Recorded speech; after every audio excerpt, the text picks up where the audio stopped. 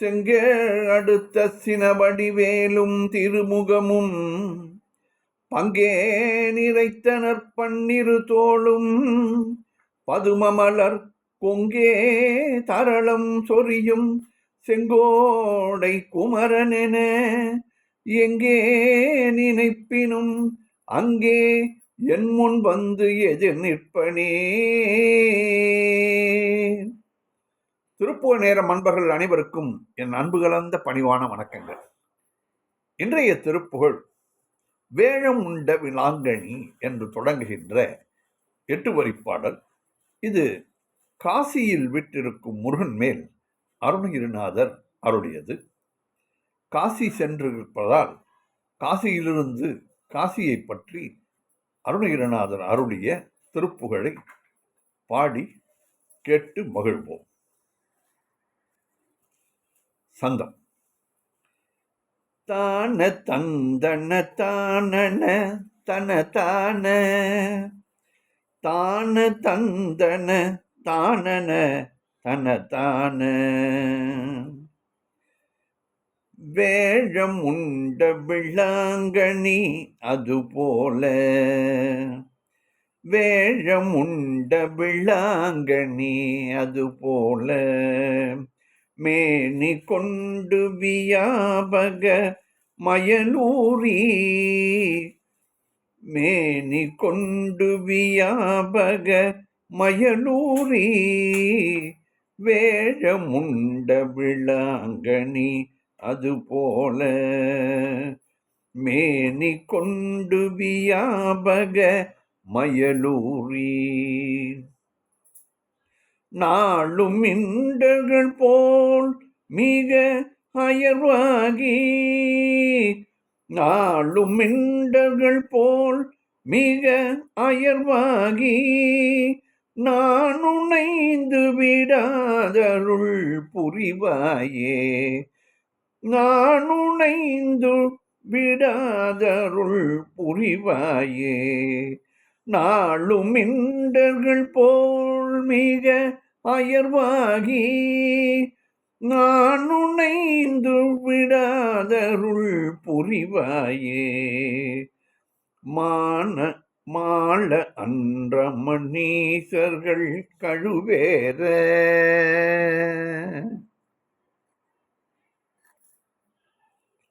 மாள அன்று அம்மணீசர்கள் கழுவேற வாதில் வென்ற சிகாமணி மயில் வீர மாள அன்ற மணீசர்கள் கழுவேற வாதில் வென்ற சிகாமணி மயில் வீர கால கண்டனுமாபதி தருபாலா கால கண்டனுமாபதி தருபாலா காசி கங்கையில் மேவிய பெருமாளே காசி கங்கையில் மேவிய பெருமாளே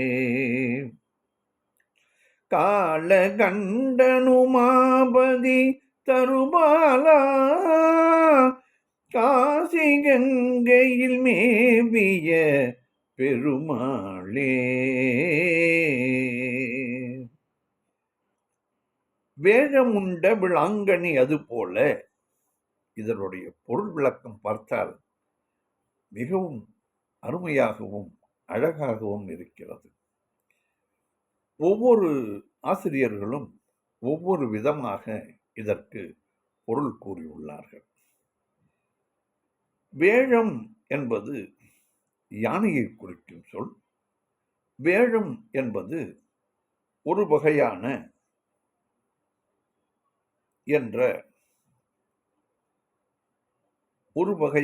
நோய்.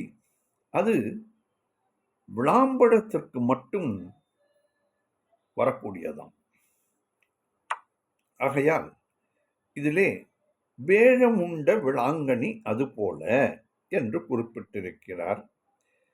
வேழம் என்ற பழங்களுக்கு ஏற்படும் நோய் தாக்கிய விளாம்பழம் போல இதிலே அந்த நோய் தாக்கிவிட்டால் அந்த விளாம்படத்திற்கு உள்ளே இருக்கக்கூடிய சத்தை எல்லாம் அந்த நோய் இருந்ததால் இல்லாமல் விளாம்பழம் ஓடு மட்டும் இருக்கும். பார்த்தால் பழம் போல் தெரியும், உள்ளே ஒன்றும் தெரியாது.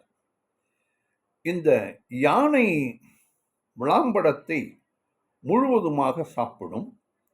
சாப்பிட்டால் அது உள்ளே இருக்கக்கூடிய சத்தை எல்லாம் அது எடுத்துக்கொண்டு விளாம்பழத்தை அப்படியே வெளியே மலம் மூலமாக அது விஜரித்துவிடும். அதை பார்த்தால் உள்ளே ஒன்றும் இருக்காது, ஓடு மட்டும் இருக்கும். அதுபோல மேனி கொண்டு வியாபக மயலூரி, இந்த உடம்பை எடுத்துக்கொண்டுள்ள உள்ளிருக்கும் சத்து நீங்கிய உடலை அடைந்து எங்கும் காம இச்சை ஊறி பரவி, ஆன்மா உள்ளே இருக்கிறது, அதை பற்றி சிறிதும் நினையாமல் காம இச்சையை பற்றி நினைத்து இந்த உடல் எதற்காக வந்தது, யார் கொடுத்து வந்தது, இதிலே நாம் இந்த உடலை வைத்துக்கொண்டு என்னென்ன செய்ய வேண்டும் என்பதை அறியாமலேயே காம இச்சை ஊன்றி பரவி நிற்கின்றது. இந்த காம இச்சை எவ்வளவு வயதானாலும் ஆன்மாக்களாகிய நமக்கு அடங்குவதில்லை. உடல் அளவிலே நாம் அந்த செயல் செய்யாமல் இருந்தாலும் மனதளவிலே அது தொக்கிக் கொண்டுதான் இருக்கும்.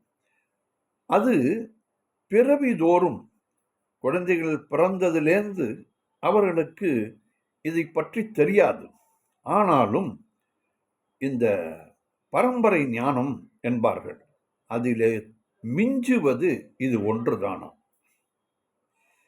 நாளும் மிண்டர்கள் போல் மிக அயர்வாகி தினமும் அறிவின்மை மிகுந்த மூடர்கள் போன்று மிகுந்து தளர்ச்சி அடைந்து நானும் நைந்து விடாது அருள் புரிவாயாக. நானும் மெலிந்து, நைந்து என்றால் நைந்து போதல் என்று சொல்வார்கள், மெலிந்து வாட்டமுறாதபடி அருள் புரிய வேண்டும் முருகா.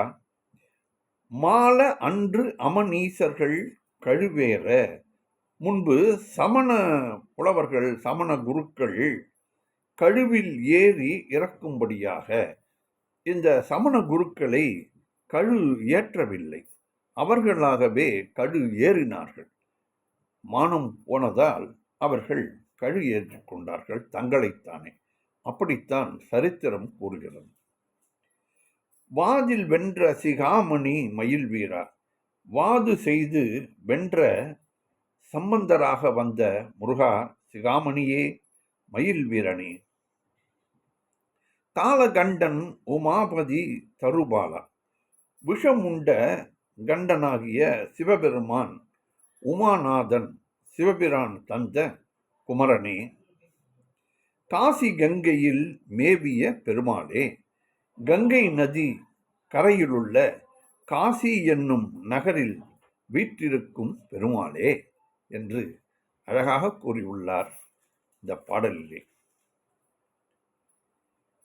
வேழமுண்ட விளாங்கனி அது போல மேனி கொண்டு வியாபக மயலூரி, நாளும் மிண்டர்கள் போல் மிக அயர்வாகி நான் உணைந்து விடாதருள் புரிவாயே.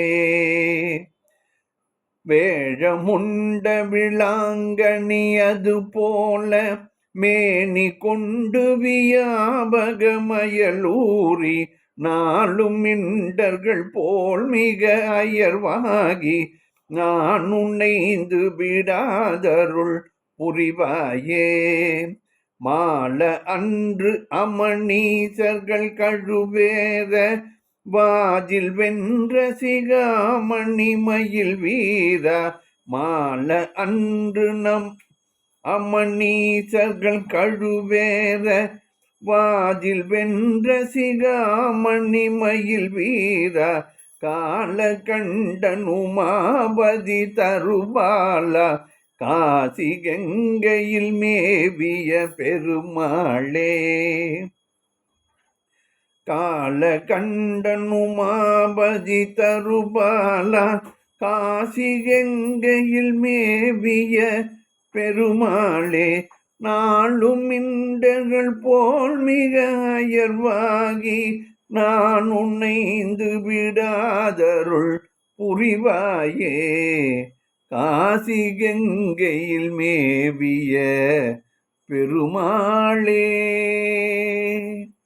வெற்றிவேல் முருகனுக்கு அரோகரா. மீண்டும் நாளை சந்திப்போம்.